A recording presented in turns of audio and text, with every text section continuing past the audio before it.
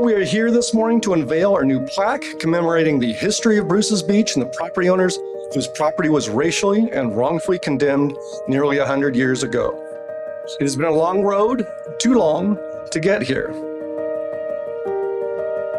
In 1912, Mrs. Willa Bruce opened a simple pop-up stand on the Strand between 26th and 27th Streets for people of all races to have access to the beach. She worked hard to make it successful, and by all accounts, she was very successful at a time when such a feat was rarely accomplished by a woman, let alone a woman of color. Not only was she able to turn the modest stand into a bona fide two-story structure with a restaurant, dance hall, and changing rooms, but Mrs. Bruce made this area hospitable and welcoming to other Black families.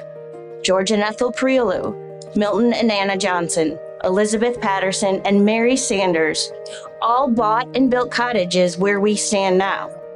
They were joined by the Irvins, McCaskills, and Slaughters, who purchased land on the south side of 26th Street. It was a burgeoning Black community until it wasn't.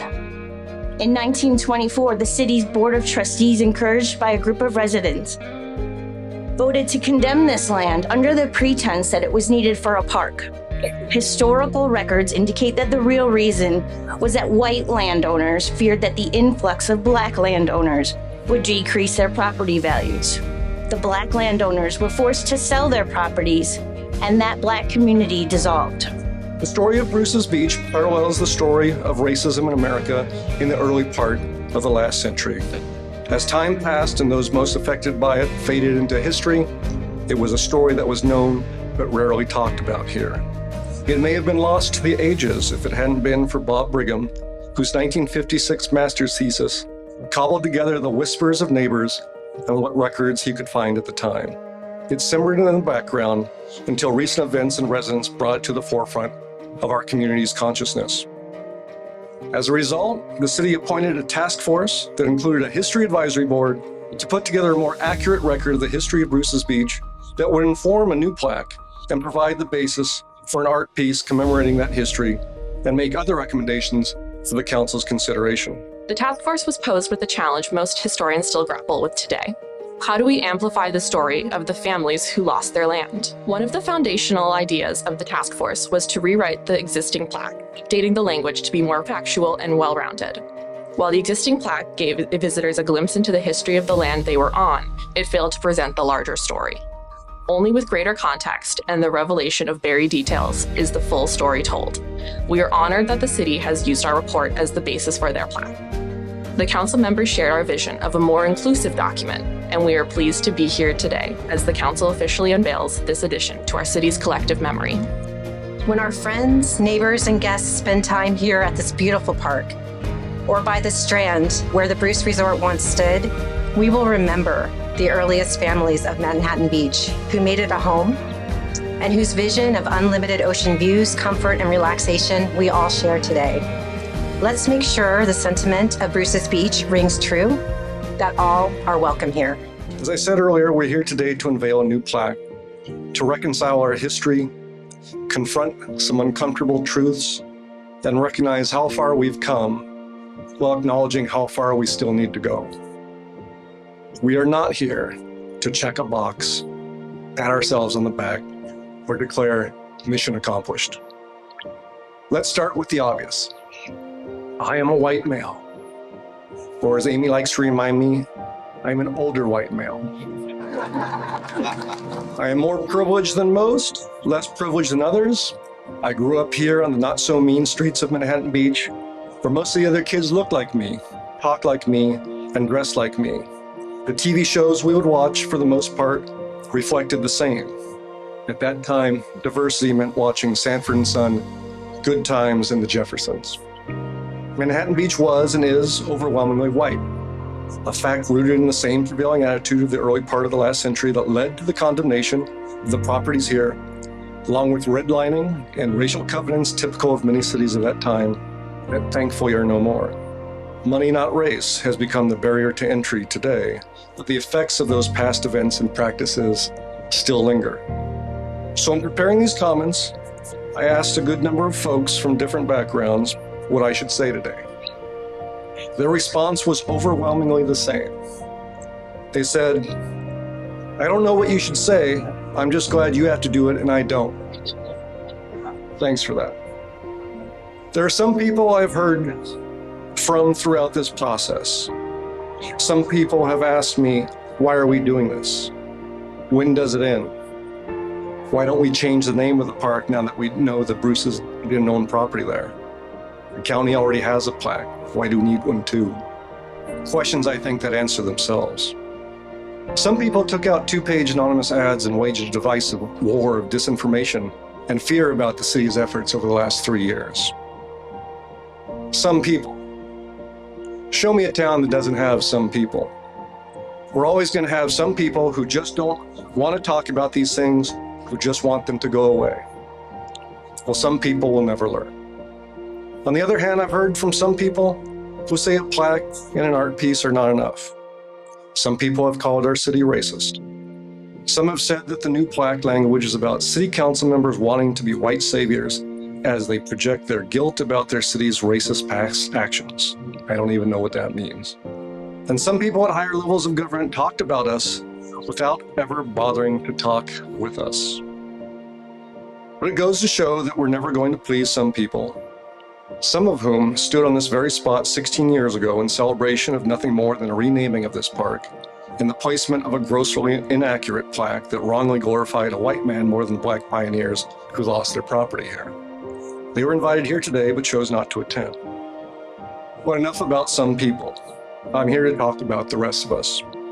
The rest of us know Manhattan Beach is unequivocally not a racist city in any way, shape, or form. That doesn't mean racist things can't happen here. Anyone can say or do something racist. But that doesn't mean the city or its residents are racist. Everyone is not responsible for the stupid acts of an individual. We are a welcoming, loving, inclusive community that has stood together time and again to mourn tragedies and stand up and speak out against hate, injustice, and intolerance. If you look over there, we have a campaign against hate going.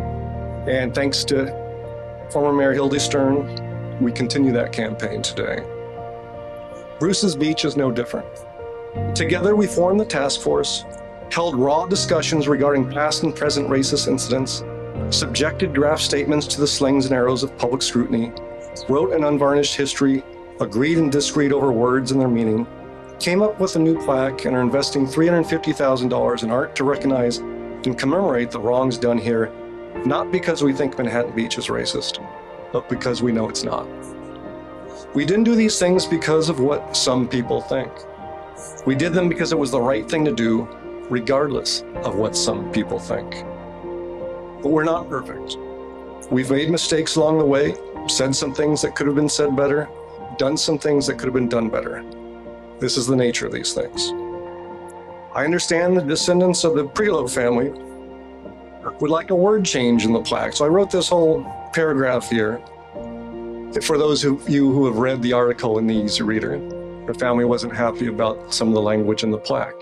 I talked to the 90-year-old granddaughter of Ethel and George Prioleau the other day and assured her that there was no intent to not make sure that people knew that their property was here in the park.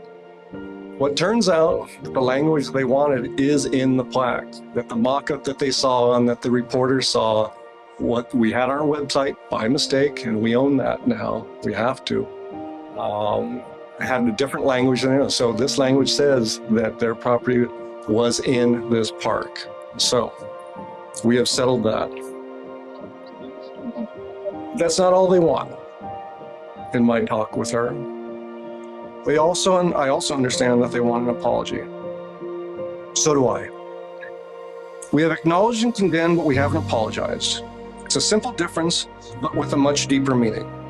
We don't teach our children to acknowledge and condemn the things they do wrong. We teach them to say they're sorry. Adults shouldn't do the opposite of what they teach their kids. And I get that not everyone agrees with me on this, and that's fine. They're entitled to their opinion, just as I'm entitled to mine. And yet I haven't heard a good reason not to do it.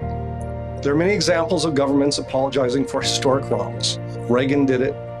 We can do it too. Not because anyone today is responsible for what happened 100 years ago. They're not. And not because everyone 100 years ago was responsible either. They weren't. I've heard all the excuses. The families were compensated. It was a long time ago. An apology is an admission of guilt. An apology will mean lawsuits. Nonsense, all of them. I can apologize on my own. And so right now, I do. I personally apologize to the Bruces, the Prioleaus, the Pattersons, the Sanders, the Johnsons, the McCaskills, the Irvins, and the Slaughters for the wrongful, racially motivated taking of their property by this city nearly 100 years ago. That wasn't hard, folks. I haven't been struck by lightning. Nobody got hurt. But I know it doesn't mean much just coming from me. It needs to come from the city, and for that I need and want my council colleagues to join me in apologizing to these families, because that does mean a lot. Let's be that council. Let's stop the nonsense and start the healing, because it's the right thing to do, regardless of what some people think. In the meantime, we have a plaque to unveil, but before we do that, I'd like to ask that we all take a moment of silence to reflect on the meaning of today, the wrong that was done, the hurt that it caused, and how we can apply what we've learned from it to keep moving Manhattan Beach forward with love, empathy, and hope for the future. A moment of silence, please. 1, 2, 3.